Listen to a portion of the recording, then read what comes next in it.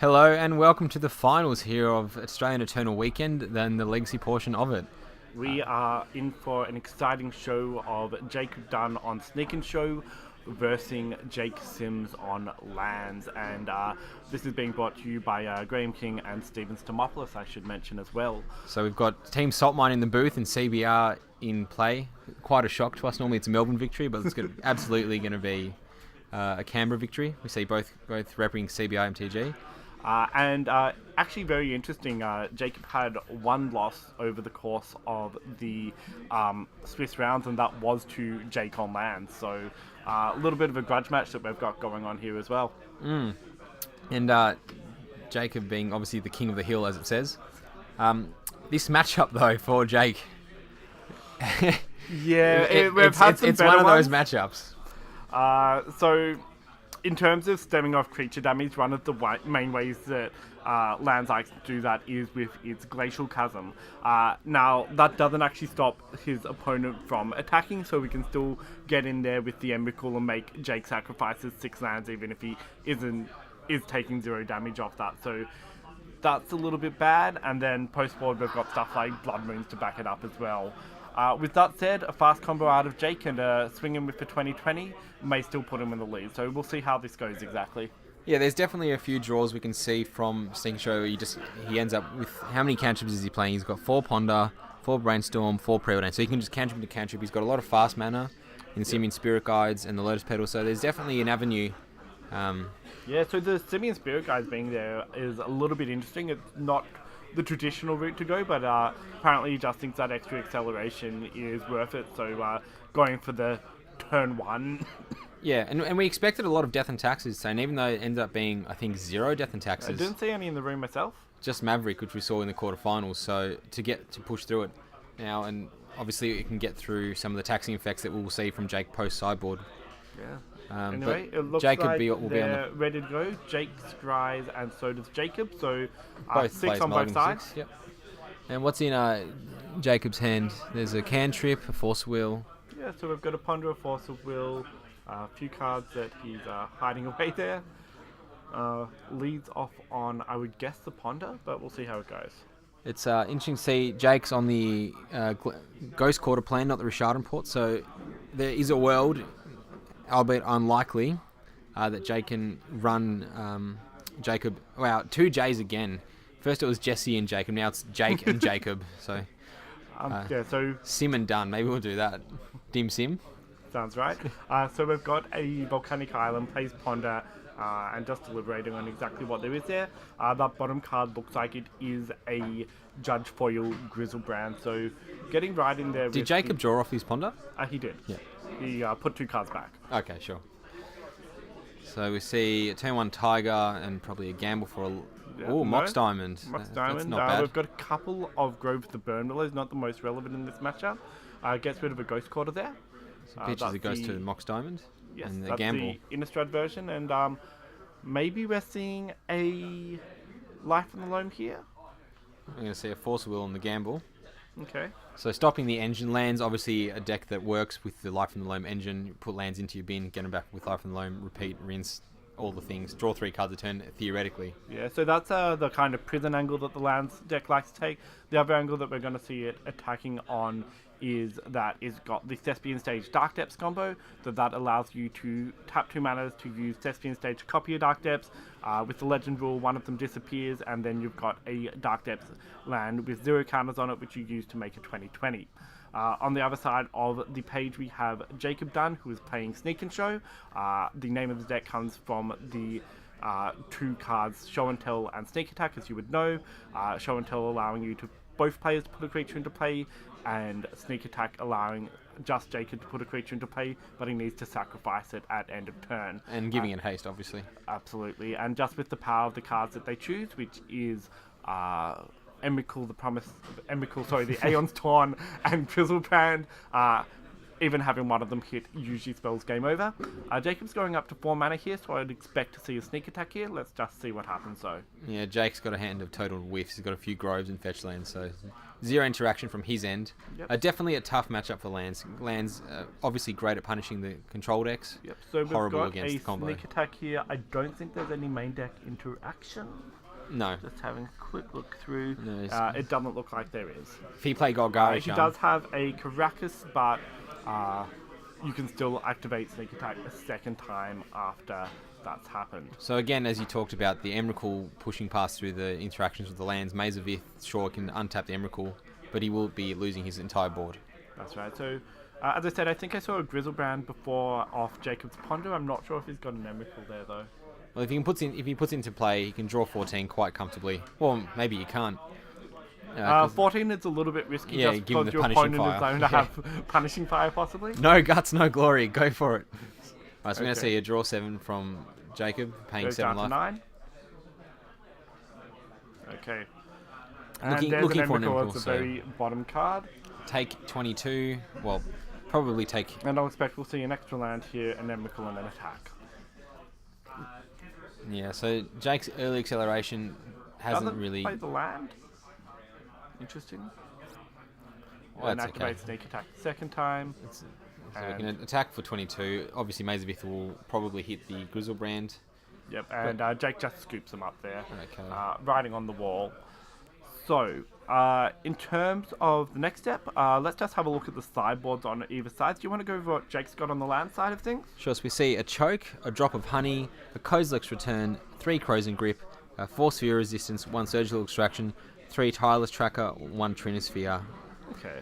And what do you think Jake would be going for in this particular instance? I like the 4 Sphere Resistance and I suppose the Trinosphere, but other than that, I mean, Sneaking Show's pretty good at beating through Trinosphere anyway with its 5 soul lands. So I think this is one of those matchups that it's so bad he just has decided to not bother. Sure. Like, having a look at the deck, it's interesting in just working out exactly how many cards I want to come out, because you'd probably want to take out the Punishing Fire package, I would guess, and also the Maze of Ith and the Glacial Chasm, so you've got a lot of space to work with. With that said, I think I'd be looking at the Choke as well, and the Crows and Grips are interesting because they do hit the sneak attacks, but it's just a question of whether or not that's going to be relevant or not. I'm sure he's got enough garbage, the Punishing Fires, the Molten Vortex. The Tabernacle probably not great, the Ghost Court probably not great, that he can just start cutting things. And what from Jacob's got some great cards in this matchup. Yeah, so as I mentioned before, we've got the 2 Blood Moon, which puts a big hamper on the land's plan. Now, just to keep in mind... What do you mean, you don't like a deck of 60 mountains? Just to mention, with the new rules about how Blood Moon works, if Jake plays a Dark Depths and then manages to destroy the Blood Moon, that does mean that he gets the 20 token as well. Following on from there, we've got Through the Beach, Surgical Extraction, which I think might come in as well. 2 Stop the low Pyroblast, engine. Yep. a Sudden Shock, a Biforce, 2 Omniscience, 2 Blood... Another 2 Blood Moon. No, it's and just a typo. Fluster Storm. 1, 2, 3, 4, 5, 6, 7, 8, 9, 10, 11, 12, 13, 14, 15. No, we've got 4 Blood Moon over 2 separate entries for it. I think there might be a deck list error, actually, because I know he's got 2 Pyroclasm in his deck. So the 2 Blood Moon are supposed to be the 2 Pyroclasm. Okay, sure. That's So definitely I'm interesting. sure that's been dealt with appropriately. a little bit interested in if the judge has seen that yet. I'm sure we'll find out. Now, We don't really want the finals to be decided in that manner, though. is it a game loss? It's a game loss for deck dismiss registration, I believe. Sure. We'll just get confirmation on that. And while we're doing that, I note Jake's got the... Jake has the Ancient Tomb to power out the spheres. That's right. So this is a way of just powering. Yes. So while Graham deals with this, we'll just talk about... So there is an ability for Jake to power out turn 1 Sphere of Resistances. So a turn 1 sphere on the play, following up with a turn 2 sphere. It's possible that you can overtax the Sneak and Show effect. So with all the cards being so 1 mana cantrips, if they become 2 and 3 mana, then it becomes quite difficult for Sneak and Shadow to get going. And obviously, lands is still a combo deck, so we're talking about a lot of these prison elements, but there is definitely the ability for the lands deck to really slow down the Sneak and Shadow deck until it's basically dead. Yeah, so we're just having a look at exactly what Jake did decide to take out. We've got a 1 Wasteland, a Maze of Ith, a Tabernacle, a Bajuka Bog, a Mana Bond, the Mana Vortex, 2 Punishing Fires, a Sheltered Cynic, a Glacial Chasm, and a Barbarian Ring. So it looks like he's, in terms of the sideboard, he has brought in everything except the Surgical Extraction, the Cosmic's Return, and the Drop of Honey. So that's a big sideboard there. A whole 12 cards by the look of it. So just to confirm that, 3 Croson Grip, 4/3 of Resistance, sorry, not a Surgical, a 3 Tireless Tracker, and the Trinisphere have all come in from his side. Right, so we're just having... we believe there is a decklist error, which I'm a little bit upset I didn't bring up earlier because I noticed it in the quarterfinals after Jesse Dent had won. Anyway, we'll see what happens. We have passed it on to the judge, and the judge is having a look at it for us. Can we just edit this out? Hello and welcome back. We apologise for that pause there. So we've had a judge do a check of Jacob's deck, and we've confirmed that the correct sideboard is for there to be 2 Blood Moon and 2 Pyroclasm in his sideboard. As a result of that, Jacob has got a game loss, and you can see that reflected on the screen. This means that Jacob is now on the play for the 3rd game, and he has the option of playing and drawing for this match. So, bit of drama, bit of controversy. And that means that it's all up to this game. It's the final game of the final match of the finals. To the winner goes a foreign black bordered Underground Sea. So worth roughly $1 trillion because now it's ageless. Yeah, yes. We can make it ageless. I mean, Underground Sea is worth $1 trillion. $1 million. So sideboarding wise, we covered that. So Jake Dunn is just finishing up. I'm going to do it. I'm going to address them by their surnames because otherwise it's too difficult for my tongue. That's okay. So yeah, a bit. Look, we are. So one final sideboarding change. Looks like you took out an Emrakul, I believe, for an Omniscience. Strange. That doesn't seem right. You want to hit maximum density of A and B. Okay. Well, Omniscience is still part of the B combo. You can definitely resolve Show and Tell into Omniscience and just do nothing though, surely, right? Okay, and we'll see what happens. Yeah. Alright, so this is a tough matchup. Let's not mince words. No. Sneak and Show, the Predator of lands. Now, normally it's the most represented combo deck at Masters, but today there was only 2 or 3 copies. I know someone was on Mono Blue Omniscience. I didn't see any other Sneak and Shows. So, look, Jake's done it before. I'm sure he can do it again. I'm sure it involved a very fast combo though. Yep, that's like there is a. I mean, that's the great thing. There's a mana bond in the list, so it's Yeah. something that you It's can turn definitely. 2, yeah. You can turn 1 into the turn 2 combo is definitely a possible option. Is there a reason Mana Bond's not played more? He's only got a 1 of. It seems amazing. It's a good card for the lands that you have, but the problem is that every time you're activated, you get rid of any spells at your hand, and while the lands are the thing that win you the game, your spells are the most important thing that you have, so unless it's Life from the Loam, it's not something you really want to be ditching as such. Sure, so that's why Exploration's better, just being a steady That's right. 1 land extra. And it has its uses, but Yeah. the Exploration's generally just better, and it's when the deck first started, it was 4/4, and it's slowly dwindled until it's the 4/1 configuration that we see nowadays for the most part. Yeah. So, Jacob just being very methodical, precise about his sideboarding. great turnout today here. Yeah, so we had 60 players, which is fantastic. Yeah, good old Sanction Legacy. Now, remember, this is a population of 20-something million, so 60 players is fantastic. It is. It is. So just a few more minor changes there. So we had people coming down from Adelaide with the Adelaide Eternal scene. The Adelaide Eternal, we had Brisbane Eternal, and we obviously had... CBR MTG running and these CBR streets. MTG, yes, that's right. So that's good to hear. Do you know if there was anyone else Western Australia, Northern Territory, Sydney at all? Don't think I saw anyone, but... I don't think normally Callan Ward normally comes down from Sydney, but he couldn't make it out this year. Okay. No, I think... Actually, sorry, I take it back. Thomas Rebay came down from Sydney, so... is he a Sydney boy now? Yeah. He is. So we've got most of the East Coast represented, along with Adelaide as well. And Thomas came second, I believe, yesterday in the vintage portion. Yeah, so he was playing a Solemnity Dark Depths combo, so quite the spicy brew. Thomas Rebay? That's right. I thought he came second, playing 4-colour control. Okay, so it's the same thing. Yeah, right. It does have Solemnity in it.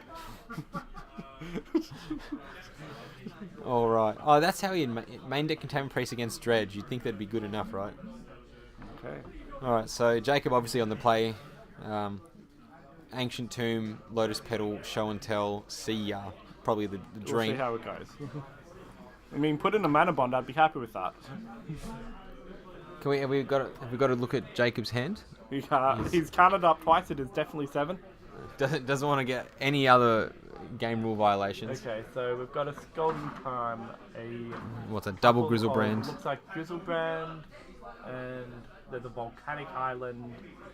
Not sure what's on the left of his hand though. Alright, so... on Jake's side, so there's a Taiga, a Grove of the Burn Willows, a... We're trying to lean right and it doesn't help.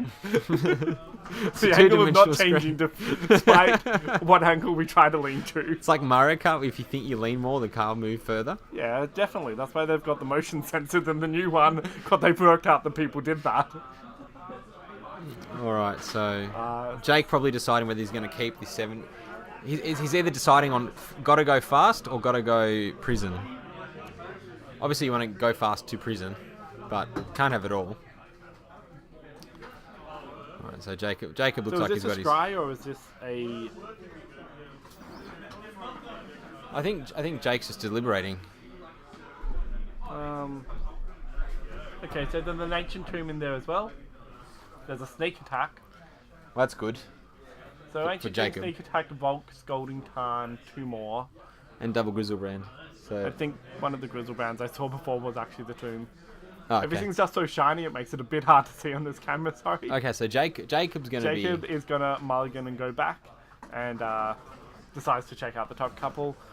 There's a Mox Diamond I can see in Simsand. I like it. The surnames is much easier.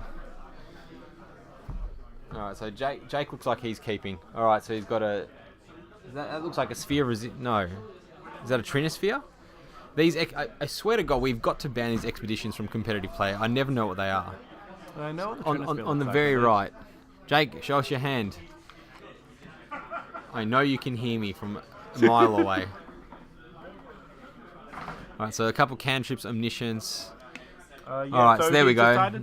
So what's that thing on the very left, Graham? Is that a Trinosphere? That is a Sphere of Resistance. No, there's Sphere in the middle. No, that's a Mox Sphere Diamond. That's Sphere of Resistance on the furthest left. I thought that was reserve list. Nope. No. Okay. So because it's not a rare, it's not on the reserve list. Right, okay, sure. Despite the fact it was printed in the area where it would otherwise be. Okay, so Jacob deciding on his scry.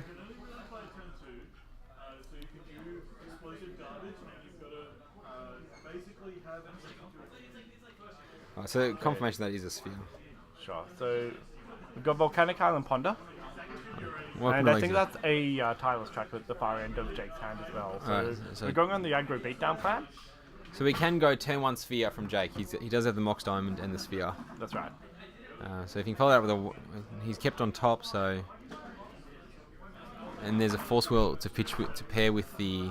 So the Force Wheel obviously take down the sphere. Yeah, so Force Wheel goes with the Brainstorm in his hand.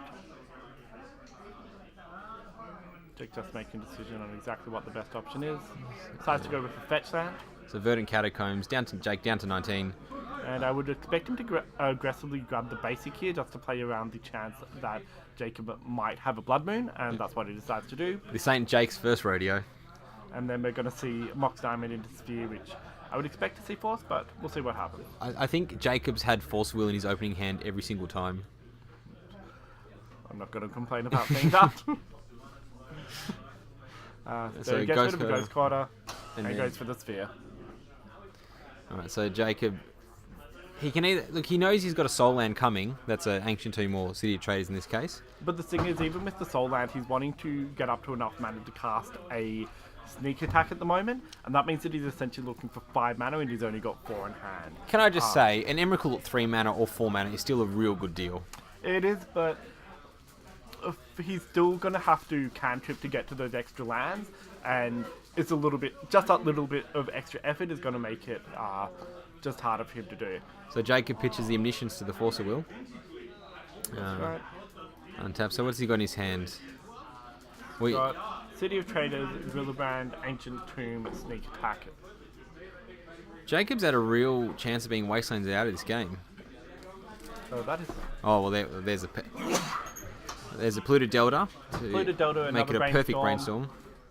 And a Through the Breach. So I think that's probably his long-term next turn's plan, unless he doesn't get Wastelanded. So he can just play the fetch land. Probably elect to draw the Brainstorm should something go horribly wrong. Yeah, I think it might be worth just getting rid of the City of Traitors, which he looks like he goes for, and I think that was the Grizzlebrand, was it? So no. A little strange if it was the Grizzlebrand. No, he has. So maybe he's electing to keep it on top, worried about potential discard. Oh, okay, so we've got a second follow-up sphere. This one, the Trinisphere type. Now that means good old 3-ball. Now, what does a spell cost, Graham? Everything costs 3. Everything costs 3. Unless it's got Delve. Don't overcomplicate it. Just costs 3. I saw an interaction today. There was a Sphere of Resistance, a Trinisphere in play, and a Riftbolt coming off suspend. How much does it cost? Look, it's just 3. Okay, just trust me. 4. No, really? Yeah. Isn't it? Actually, it would cost 3 for the suspend, but if you cast it naturally, it'd be 4. Yes, that's what I mean. Sorry, coming off suspend. Yeah. Okay, so he's got a Tireless Tracker there. He's got his beatdown on now. Got the beatdown. It's important to clock if you can't get the 2020 going. Now, when we say that these decks are really powerful, we do mean it. They've sort of not done much so far, but these are really powerful decks, ladies and gentlemen. So we're going to see Jacob, I would expect him end of turn to Brainstorm to try and find the 5th land, because he's got 2 in hand, and then if he doesn't find anything, then go for a second one as well. Right, so he's paying 3 for the first one, so he won't actually be able to pay the second one because of the Trinisphere there, actually. So that's an Omniscience he found. And so Through the Breach is just for 1 turn, right? Through the Breach is it's like a sneak attack. once-off sneak attack. Yeah. But it's modern legal. Modern legal. So you can Grizzlebrand people in Modern too, if that's your jam. It's a little bit harder because they don't like 5 mana spells resolving that format, and they don't have Force of Will to back it up. Or Days. Okay, so it looks like he's going for the Through the Breach here. So floats 2. Floats 2, fetches twice. So Jacob... Yeah, no, yeah. Down I at 18. don't think there's any reason down to to not. 17. So he's just playing around his opponent having anything which stops him shuffling. I don't know what that would be, but just making 100% certain. I think, and just saying he resolved them separately. Well, there's literally no spell outside of double Simian Spirit Guide, Metamorphose, another Simian That's Spirit true. Guide, Stifle. So we've got our 5 mana, and we're going to see a hit in here with Grizzlebrand. Everyone's favourite 4 mana creature. This one's 5 mana this time, but and we're electing not to splice onto Arcane, so it's not a 9 mana monstrosity. All right, so here he is, old G Daddy. Swings in for 7, and Probably draw 14 after this. probably I can expect something like that to happen. So Jacob's going to go up to 24, and Jake's going to go to 12 after this. So draw, essentially, draw And 14, then goes back pay down 7. to 17, drawing 7 cards. Now, because of the Trinisphere, Jacob's not going to be able to follow up on this same turn with anything further, but he's definitely going to sculpt the best hand that he possibly can given his options. And Jake the Trinisphere is going to protect him from being force of willed. So if he can hit running wastelands, he might be able to slow down Jacob for some time. Because again, no soul lands. So Jake, This is true, but like he would need double wasteland in order to do something like that. look, stranger things have happened. I wasteland one of my opponents 4 times today, and then I light from the loam once more. Yeah. So post-board, then I'll take it. Oh yeah, it was great. Light from the loam and Liliana last Looks like hope is we're a going for combo. another 7. Jacob obviously down to trying to 10. become a Tin Fins deck now. So we see a soul land, some more force. Is he missing? Is he whiffing or is it just me? No, there's another. No, he's got enough things. He's just wanting to make sure he's got. Has what he got an can- enabler though? I haven't seen. I mean, he's using the judge board of show and tells, but I haven't seen anything. So he goes to a Zen step. let's just start discarding now.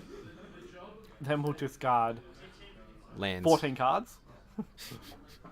Leave 1 land in hand usually, so it looks like he's keeping that City of the Traders at the front. I feel like the Force of Will should probably be going because he's never gonna have the mana to cast anything. Well, if he keeps something like a bounce spell, he can get rid of the Trinisphere and then follow it up with just forcing anything Yeah, or that might force be the relevant. transfer on the way And back you can down. see he's got Show and Tell, Sneak Attack, and Emrakul at the top of that pile as well. So, what he's gonna be keeping here is gonna be City of Traders, Sneak Attack, Emrakul, and then any other pieces of counter or interaction that he can follow this up with as well. Now, Jake's at 10. He probably can't sneak attack and Emrakul in the same turn, right? No, he can. So he can because, as I said, we're using the City of Thalia. Traders. Yeah, it's not Thalia. It's not Thalia and it's not Sphere of Resistance. How I wish it were Thalia. If it was Sphere of Resistance, then he would be slowed down an Wasteland. extra turn. Wasteland. Let's go Wasteland. So at the very least, we're going to see, I think, him cracking the clue. Seeing if he can get Jacob down to... Below 7 would be a good start, although possibly irrelevant. So Jake's got 7 permanents on board, which is good for him. Yep. No, it's but not. He's on 12 lives, so he doesn't The survive the swing, but... The clue will be... Look, it's the small victories that matter, Graham. So if you sacrifice a clue to an Emrakul Annihilator trigger, you actually get +1/+1 on Tireless Tracker regardless. There you go, so a gamble. Goes for a gamble. I'm going to guess we're going to get a Wasteland or a Light and Low. Oh, please, Wasteland. I just love me a 3-mana Stone Rain, and this counts. You know, there's a magic card. It's like 5 mana, just blow up a land and draw a card. If that was playable. No, he shuffled past Wasteland. No, don't get loan. Gets a Caracas. Okay. Is what he looks like he's getting. Well, maybe that's the smart option, but don't you just want to blow up some lands? Look, maybe. Yeah. Right, so Jake having a think of it in the 3 seconds he's had priority. So makes a final decision, and looks like Jacob's opting to use the dice to decide what's being kept. So Gamble is on flavour. On flavour, it's Guy Fieri. It's Flavour Town because Right. you choose a card you want and then hope you keep it. Right. 33% and odds. it's number 3. So Gets rid of Grove of the Burnwell. probably and, very happy to see that slams go. down the Caracas, I would say. There we go. So Clue, get it. got a clue trigger, and attacks for 3. Yep. And he's just going to be holding up that Caracas all day long. Is there a chance that he can steal this? Pop 2 clues If he pops 2 clues, then he's dealing in 5 next turn. and then a not- punishing fire.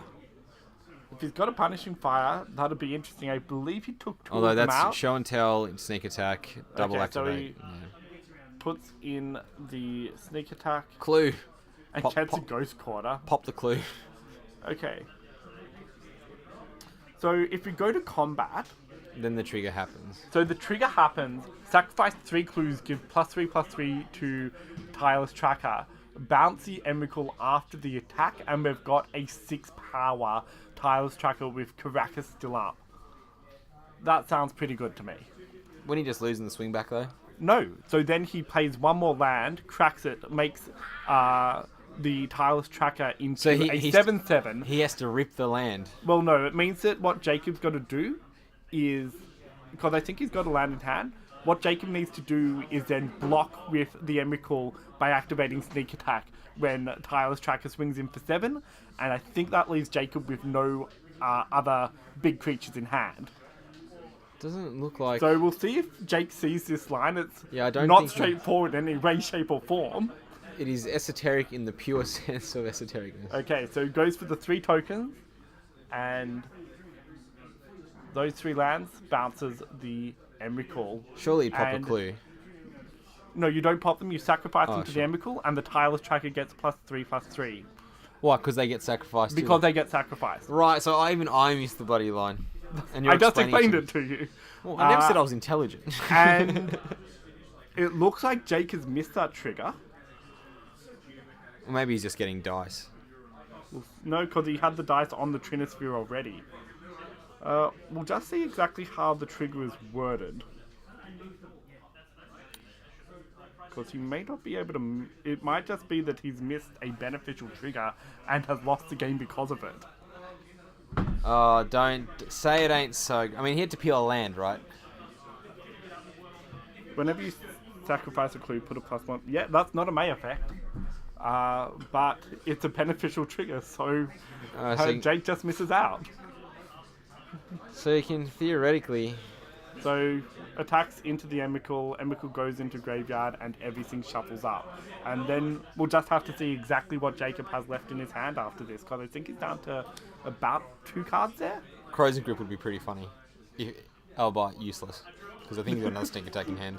That's fair. Look, this was always going to be an uphill slog for Jake.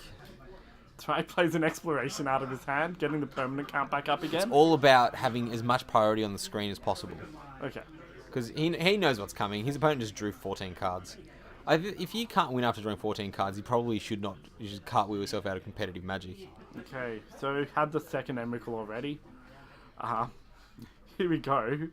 And in response to the United Age trigger, bounces back up again, loses his board. And I think that means that Jake is dead next turn. But he's going to play it out to the very end regardless. And this is the 3rd year running where my favourite deck of all time, Sneak and Show, has managed to win. It's really quite remarkable. Okay, so untaps, draws, and puts Emrakul into play and swings in. And there's the handshake. Congratulations to Jacob Dunn, winner of the 2018 Master Legacy portion.